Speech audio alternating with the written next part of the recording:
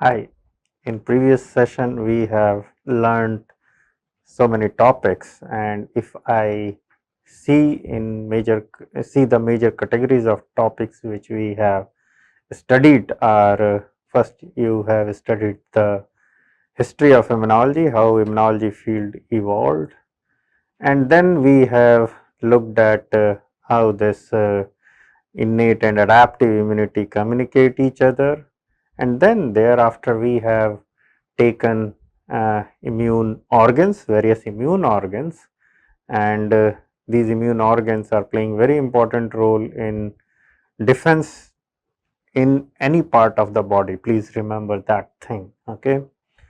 And then we have also learnt about the various immune cell, uh, which I will say that we have studied broadly key cell types of the immunity. There are further so many kinds of cells, okay, but we will not take that deep insight in further divided or further subtypes of immune cell. We have discussed major immune cells, okay, and now it is very interesting that how this immune organ and immune cells, they communicate each other, okay. So you can consider a situation that there is a suddenly there is a massive power loss in current scenario, okay, and you cannot communicate with each other, okay. You means the whole world cannot communicate with each other. Then what will be the situation? It's a very heavy situation. It's very difficult to control the things, right, if there is no communication. So similarly, the immune system is also communicating each other. The immune organs are communicating each other. The immune cells are communicating each other, and this communication is mainly or wholly, I will say, mediated by a specialized group of molecules which is produced by these immune organ or the cells which is present within these immune organ, and we call these molecules are as a cytokine. Okay, let's look at how this cytokine works and various important aspects of cytokine. So cytokines are basically a molecule which is secreted by uh, cells. I said cells, it includes both immune and non-immune cells as well, okay. So this is a basically mainly produced by immune cell, but the non-immune cells do produce some cytokine or cytokine like molecules, and they play important role in communication with immune cells, okay.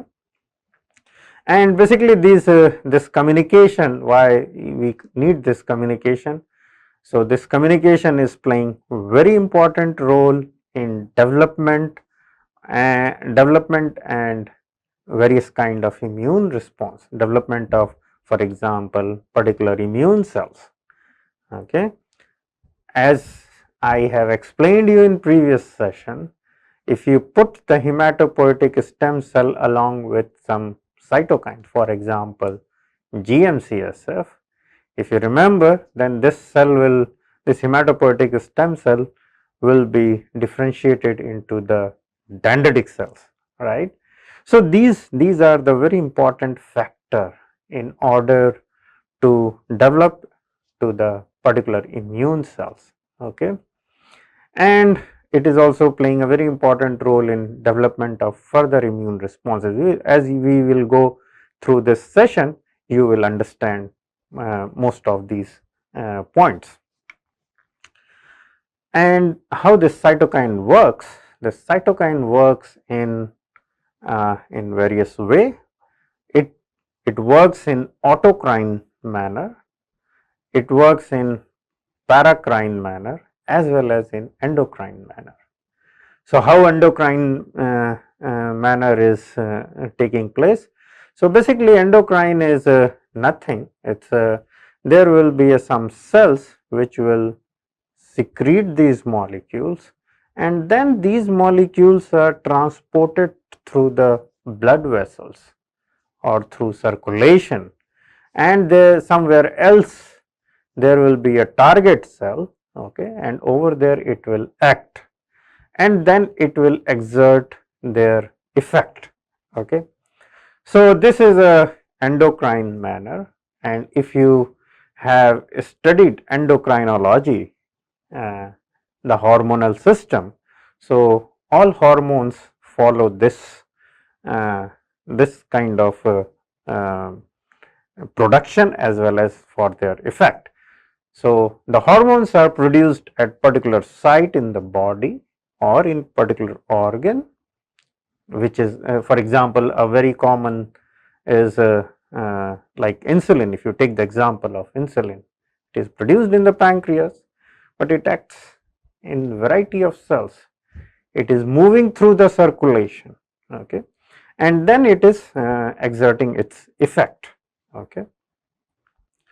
So, this is the endocrine manner. Another is autocrine manner. So, autocrine manner of action is very simple. The cell which is secreting these molecules, these active molecules, these cytokines, they basically act on same cell, and then this will induce or this will develop a kind of response, okay. So, this is autocrine manner. Another is paracrine manner. Paracrine manner of action is again very simple. The cell will secrete these molecules, the cytokine molecules, and it will act on nearby cells. So, in that way they will induce the appropriate response. The response could be activating response, the response could be damping of response, so on so, okay. So, this is the way by which cytokine acts.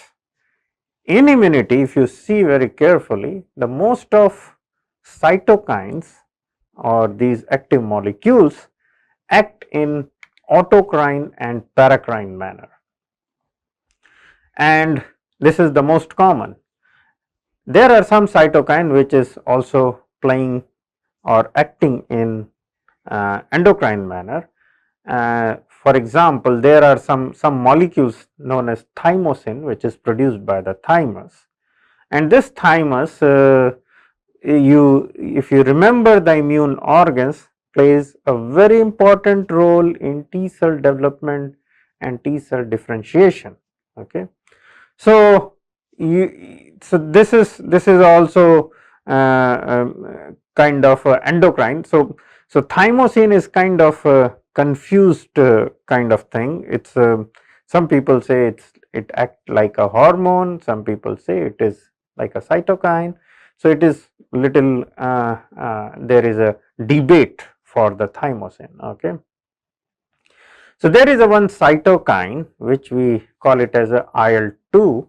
So, this IL-2 is acting, or the response or the action of this IL-2 which is produced by the T cells act on all these three modes, okay, the autocrine, the paracrine and the endocrine manner, okay. So, there are some non-immune function of these cytokines. As you can see here, there is a cytokine known as IL-8 and MCP-1. This is monocyte chemotactic protein 1. So, basically this is involved in or this is acting on the ovaries, okay. They cause various kind of response such as follicular development. It is playing important role in ovulation, steroid genesis, the synthesis of steroid molecule, and corpus luteum function. And this is also playing a very important role in narrowing. So, after ovulation there will be some kind of void will be there, and that void will be narrowed by the action of these cytokines IL-8 and MCP, and that we call it as a atresia. Okay. So, this is a non-immunological function of cytokine. Similarly, there is some cytokine like IL-1, IL-6, TNF alpha, leukemia inhibitory factor. If you remember, I have discussed leukemia inhibitory factor during the explanation about embryonic stem cells, okay, ES cells, okay, and IL-18, which have a key role in the immune adenocortical communication. So, these are little off from the cytokine. So, this is a non-immunological function. It is not that cytokines are playing only role in immunity. There are some non-immunological functions as well. So, there are some properties of cytokine, and they are basically low molecular weight regulatory protein, or this could be a glycoprotein. In general, this is a glycoprotein. Okay, you know, in eukaryotic system, the protein undergo post translational modification, and then there will be addition of sugar molecules. So, but there are different degrees of glycosylation. Okay. So, basically these are low molecular weight, and we can call it as a regulatory protein. Okay. They are produced in response to the intrinsic or extrinsic stimuli. Intrinsic stimuli means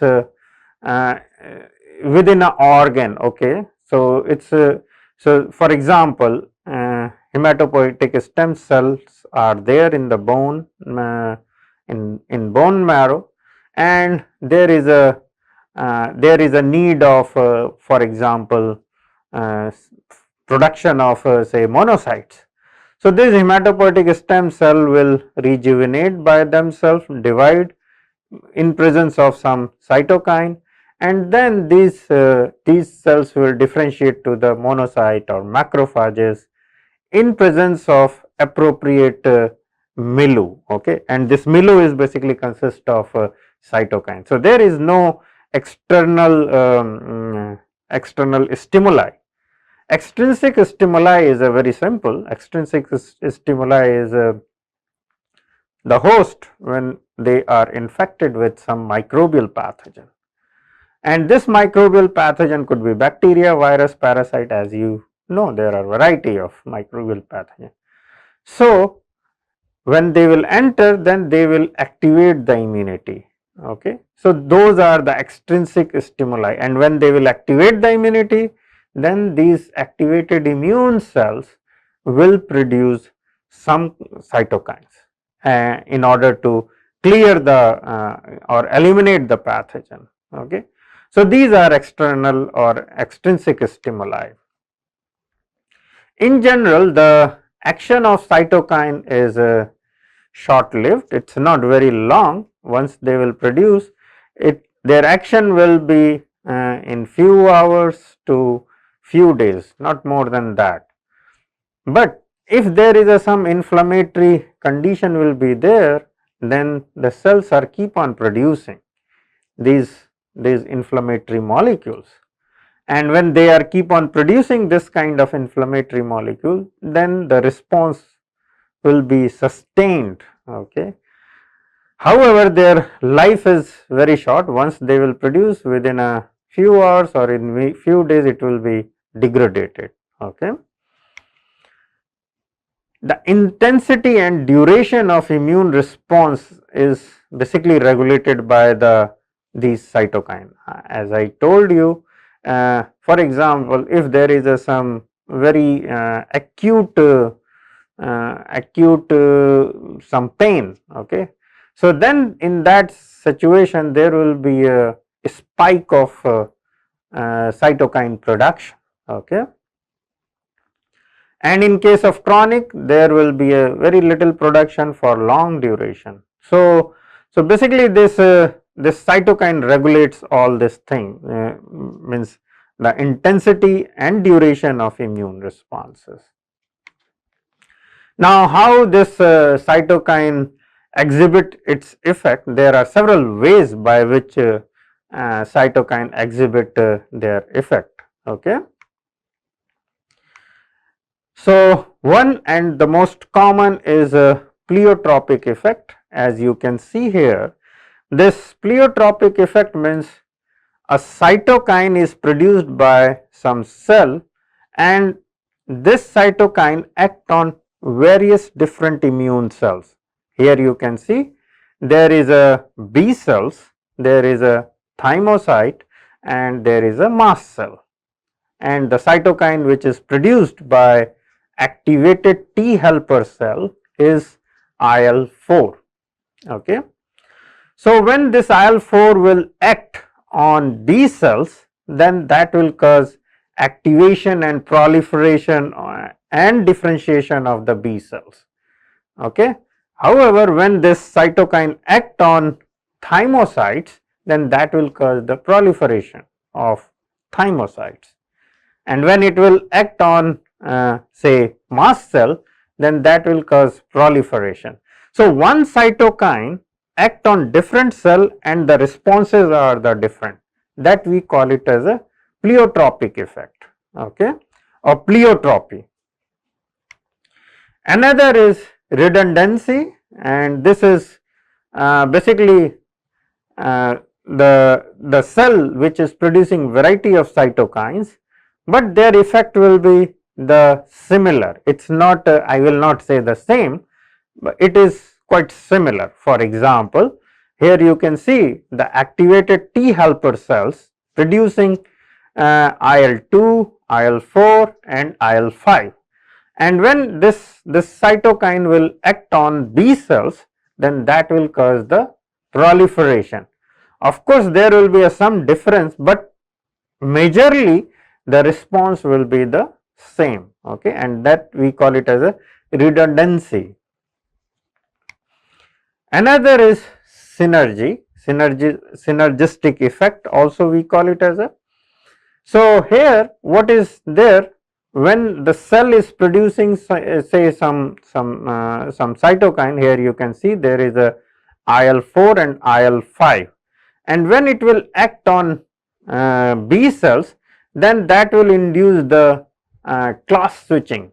So, we will discuss class switching when I will take the B cells or antibody diversity. Okay. So, synergy means, for example, if there is a only IL-4, okay, and this IL-4 is giving a response in arbitrary unit. For example, I am just telling a unit which is arbitrary. Say the response of IL-4 on B cells will be say 1 unit, okay, and when I am stimulating this B cells with IL-5, I am also seeing 1 unit response, but when I am putting the same amount of IL-4 and IL-5 over the B cells, then I am seeing the response as a 11 or 10 or 20, something very big, okay. So, that what we call it as a synergy, okay, or synergistic effect, okay. Another is antagonism. It's so one cytokine is inducing some effect over the cell. For example, activated T helper cells produce IL-4, and IL-4 basically promote the proliferation of B cells. But if there will be some Th2 cells will be there, which is producing mainly interferon gamma, then in that scenario this IL-4 effect will be reversed by interferon gamma. So, that we call it as a antagonism, okay. And there will be a cascade induction. For example, here activated T helper cells are producing interferon gamma. Basically, when I say activated Th cell, it is mainly the Th1 cell. So, currently you may not remember, although I have discussed in very short when I was discussing the TH cells. Okay. So, TH cells basically produce interferon gamma, and this interferon gamma basically acts on macrophages. Okay. And then macrophages, upon action of interferon gamma, they started producing more IL-12. Okay. So, that we call it as a cascade effect. So, there will be a one cytokine which is acting on the cell, and that cell is producing another cytokine. So, that we call it as a cascade induction. So, these are the ways by which a cytokine produced or act. Okay. So, now we will talk about the cytokine nomenclature and types. So, basically cytokines are in total, these are the low molecular weight regulatory protein or glycoprotein. Okay. But there are different names if you see the literature or if you see the immunology book, any immunology book, it is named by various way. Okay. So, one of the most common way is that it is denoted by lymphokines, although it is a little old system. So, lymphokine word is also used, and lymphokine name basically arrived by the lymphocytes. Okay. So, the molecule, the soluble molecule produced by lymphocyte are called as lymphokine. This is a little old system, but still in books this word is used. Monokine. So, basically the soluble molecules or soluble regulatory molecules produced by monocyte and macrophages, we call it as a monokine. Okay. There is a word interleukin. So, this is quite modern word, the interleukin. So, all the soluble molecule produced by leukocytes, we call it as a interleukin. Okay. So, this interleukin word is quite frequently and much more predominant in our immunology textbook. Okay. Because there are so many molecules produced by the immune cells, and now we have a system, there is a immunology society, and this immunology society basically came together and they started giving a name that we call it as a interleukin. Okay. So, this is a like a IUPAC system. Okay. So, interleukin is started from there, and people do use some common name like tumor necrosis factor. So, this is a quite common name. It started with tumor necrosis factor, but still people prefer to use this TNF. Okay. Tumor necrosis factor. There is another set of molecule which we call it as a chemokines. So, please remember this chemokine is also similar to the cytokine. They are also low molecular weight regulatory protein, and basically they are playing important role in chemotaxis. Chemotaxis means the movement of immune cell through the in our body. When some molecule is secreted, then the immune cells will move towards that cell where this cytokine is produced. Okay. So, those molecules we call it as a chemokine.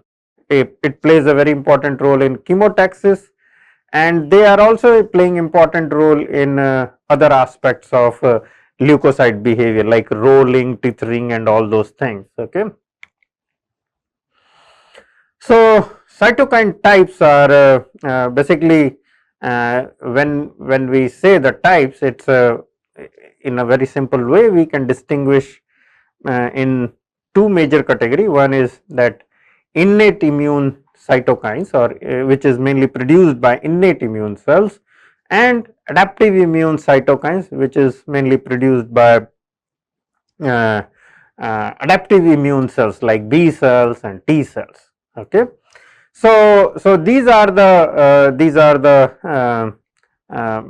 various nomenclature and the types of the cytokines. Okay.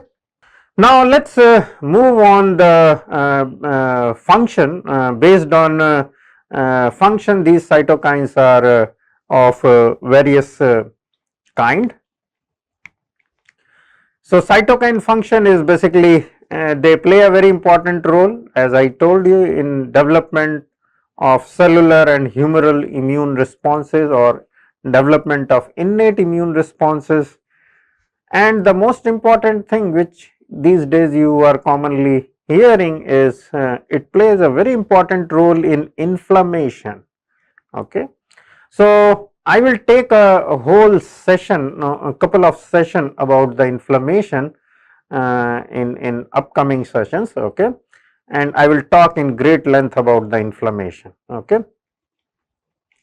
It basically control or regulate the hematopoiesis, formation of blood cells. Okay. As you have seen, blood has a variety of immune cell. That broadly, if you see the white blood cells, granulocyte, agranulocyte, right, platelets, all those things. Okay.